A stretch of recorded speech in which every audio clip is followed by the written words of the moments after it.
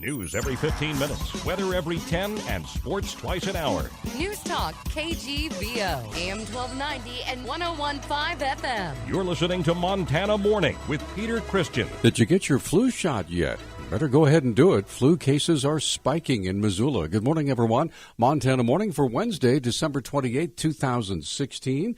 Right now, we've had a little bit of overnight snow, about an inch or so. So roads are snow-covered, snow-packed throughout western Montana, or just bare and wet. But again, the plows are out doing their thing this morning.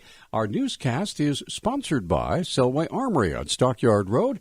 More guns and ammo than anyone in Missoula. The best prices in Montana. They are Montana's premier firearms dealer. Our top story this morning, flu cases are spiking in Missoula compared to the rest of the state, including hospitalizations. Registered nurse with the City County Health Department, Pam Whitney, has the numbers. We have the most cases for the state, and they're showing to be influenza A. And so, for instance, last week we had 11 cases. The week before we had 4. There have been 29 hospitalizations throughout the state, and from Missoula we probably had about 12 of them. Whitney explains why the very young and the elderly are most at risk of getting the flu. Typically, the 5 to 49-year-old group, we've had flu shots before. We've actually probably had the flu before, so we have a little bit of protection. Our immune system's a little stronger, but for the little guys and for the elderly, they need some help. Whitney said that flu vaccinations are free for those covered by the Affordable Care Act. Yeah, in fact, my son, who's on Obamacare with the health care, came in. He lives in Vegas, and he flew here 2 weekends ago, and he got his flu shot free because it's covered. Flu shots are available at several locations throughout western Montana, including pharmacies and hospitals, as well as, of course, the City County Health Department. As the snow began to fall on Christmas Eve, Brian Hensel with the Missoula Street Division sent out his snowplow drivers in what was the beginning of several 16-hour shifts clearing the city's streets. We had all available crew out starting at about 10 a.m. on Christmas Eve, and they worked 16 hours until it was probably about 4 a.m. the next day. I gave them their 8 hours of break, and then they all went back at it again. We had anywhere between 5 and 7 plows working 16 hours, and then I think they did 10 on Monday. Hensel said the city's asking for patience from homeowners because of the sheer volume of snow. Missoula hasn't had this much snow all at once, as we reported yesterday, since 1996. So we're trying to minimize the size of the berms as we get into these unplowed, either residentials or priority 3s, and even some of the 2s. And so understandably so, we're creating berms parked in front of parked vehicles, mailboxes, and driveways. And unfortunately, we have to rely on the homeowners to help remove those berms. Hensel said homeowners should use caution as to where they deposit the snow they have to clear on their own and not simply put it back in a street. But a lot of folks are doing, and I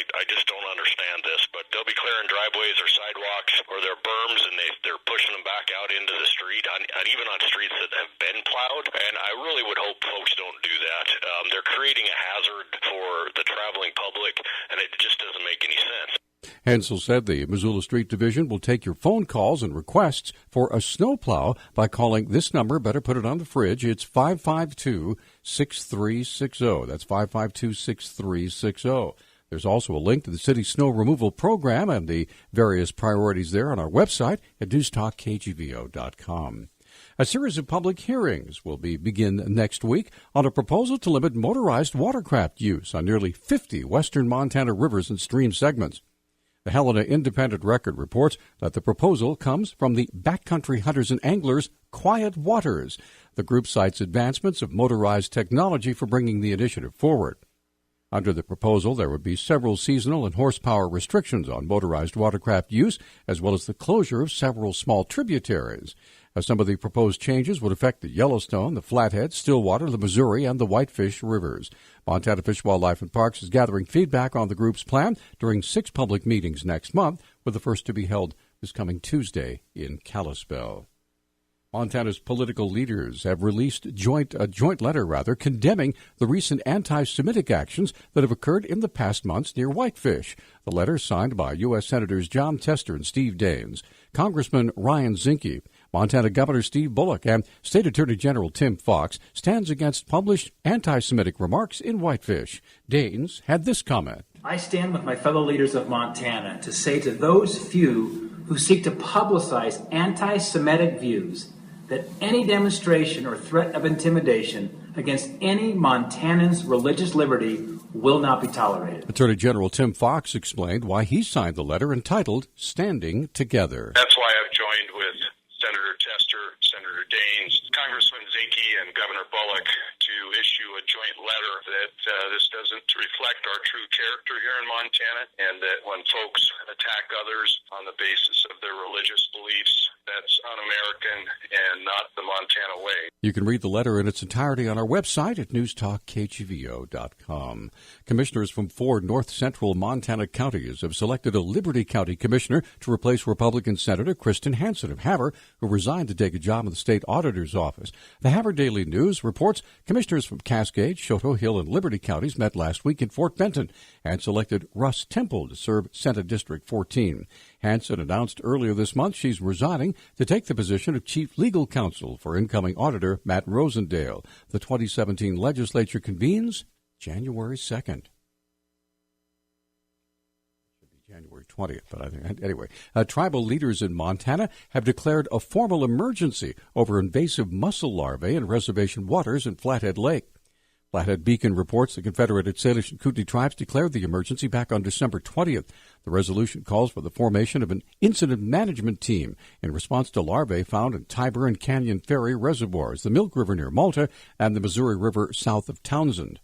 The tribal team would work with the state and other groups fighting the invasive species. Invasive mussels rapidly multiply and can damage beaches, clog boat motors, and dams, harm fish and wildlife, and damage infrastructure. Traces of contamination are so far restricted to the Missouri River basin, but mussels can be spread by clinging to the hulls of boats. The Bureau of Land Management needs volunteers to help count bald eagles throughout the Powder River Basin next month. The Billings Gazette reports the national survey effort begins January 14th. Participants will count eagles along standard routes to chart population trends.